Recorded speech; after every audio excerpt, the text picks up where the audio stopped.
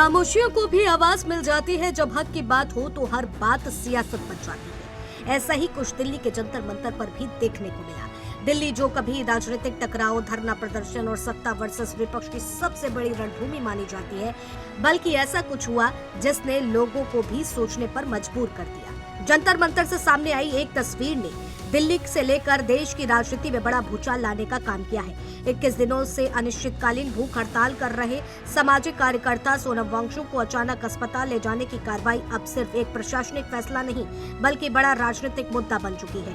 विपक्ष इसे लोकतंत्र की आवाज दबाने की कोशिश बता रहा है, तो सरकार और प्रशासन स्वास्थ्य कारणों का हवाला दे रहे हैं। सवाल सिर्फ सोनम वांगचुक का नहीं, बल्कि उस अधिकार का भी है जिसके तहत देश का हर नागरिक शांतिपूर्ण तरीके से अपनी बात रख सकता है। आखिर 18 जुलाई की सुबह ऐसा क्या हुआ कि जंतर मंतर से उठी एक घटना ने सियासत का नया संग्राम छेड़ दिया।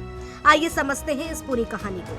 18 जुलाई की सुबह जंतर मंतर पर उस समय हलचल मच गई जब 21 दिनों से अनशन पर बैठे सोनम वांगचुक को अस्पताल ले जाया गया। इस दौरान सीजेपी के फाउंडर अभिजीत दीपके भी विरोध करते नजर आए, लेकिन प्रशासन ने उनकी आपत्तियों को दरकिनार करते हुए कार्रवाई जारी रखी। देखते ही देखते यह मामला सोशल मीडिया से लेकर राजनीतिक गलियारों तक छा गया।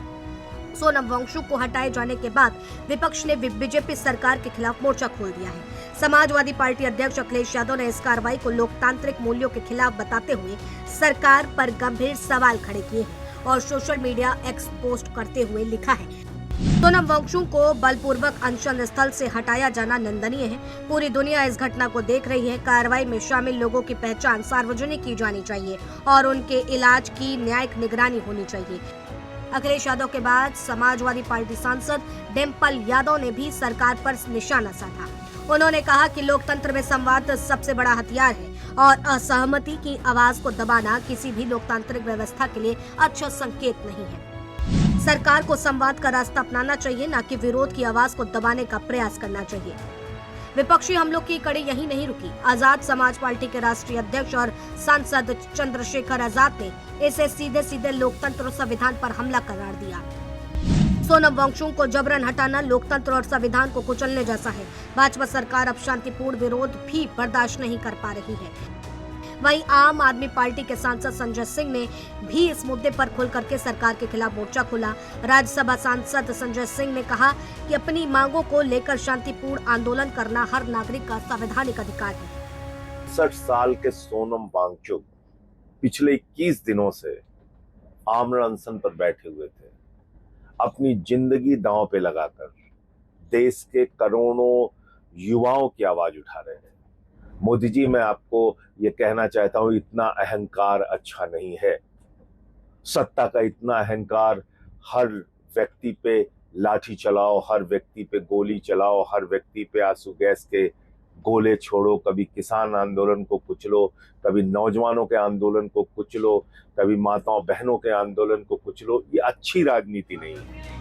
बता दें कि सोनम वांगचुक लंबे समय से लद्दाख को लेकर संवैधानिक और पर्यावरणीय मांगों के समर्थन में आंदोलन कर रहे हैं। उनके समर्थकों का दावा है कि आंदोलन पूरी तरह से शांतिपूर्ण था, जबकि प्रशासन का कहना है कि लगातार अनशन के चलते स्वास्थ्य संबंधी चिंताओं को देखते हुए उन्हें अस्पताल ले जाया गया।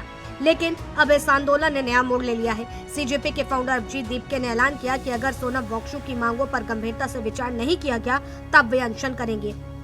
अपना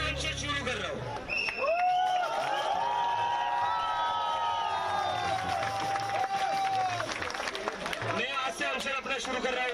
हमारा 20 जुलाई का मार्च भी होगा और मेरा अनशन भी जारी रहेगा। इन लोगों को लग रहा है ये सोनम सर को अंदर करके इस सोनम सर को यहाँ से उठाकर आंदोलन खत्म कर सकते हैं। आंदोलन खत्म नहीं होगा। सोनम वांगचुक को अस्पताल ले जाने की कार्रवाई ने सिर्फ एक आंदोलन को नहीं, बल्कि देश की राजनीति को भी गरमा दिया है। विपक्ष इसे लोकतंत्र पर हमला बता रहा है, जबकि प्रशासन इसे स्वास्थ्य सुरक्षा से जुड़ा कदम कह रहा है। अब सबकी निगाहें इस बात पर टिकी है कि अस्पताल से बाहर आने के बाद सोनम वांगचुक क्या रुख अपनाते हैं। क्या आंदोलन और तेज होगा? क्या सरकार बातचीत का रास्ता चुनेगी, या फिर यह मुद्दा आने वाले दिनों में और बड़ा राजनीतिक संघर्ष बन जाएगा? फिलहाल जंतर मंतर से उठी ये आवाज सत्ता और विपक्ष के बीच नई राजनीतिक जंग का कारण बन चुकी है। Desk report, GMT news.